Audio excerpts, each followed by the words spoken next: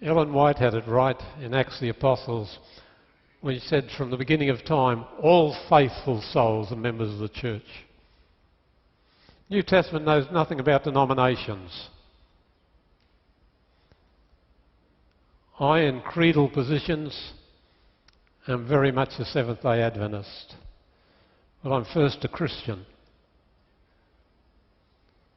I'm a member of a church that has no borders. It takes in Roman Catholics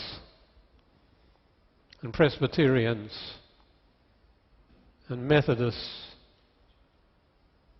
all who love Jesus and believe that He was God's provision in vicarious sacrifice for their sins.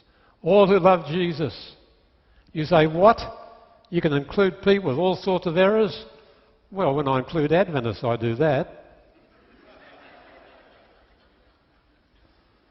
You know, all our teaching of historicism on prophetic themes and setting dates, our scholars have known for decades that's all wrong.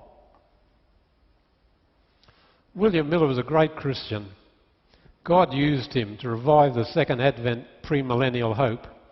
God used him, great man, but not a great scholar, and not even a great mathematician. And almost all our dates, like 538, 508, 1798, 1844, they all come from Billy Miller. And he's wrong in all of them. He's wrong in all of them. There is no evidence of papal supremacy from 538 to 1798. That's just not true. Ask any historian. There was papal supremacy for 2 to 3 centuries, around the 11th century or so.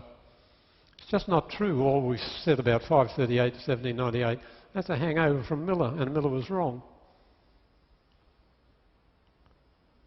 All the stuff we said on the trumpets, French Revolution and Revelation 11, United States and Revelation 13, none of it's correct.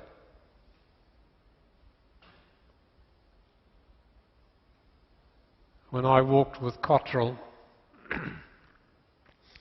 around Tacoma Park in the 1950s and told him my problems with Adventist interpretation of prophecy, he had all the same problems. So he went to Elder Nicol. He said, what do we do? This one on 8:14, he said. None of our scholars believe it. Nicol said, write to all the scholars who know Hebrew and Greek and ask them. All 27 came back and said, you can't prove an investigative judgment or an 1844 out of Daniel 8:14. So if you say to me, Des, you'd include in the church people who have all sorts of errors? Yes, because I love the Adventists.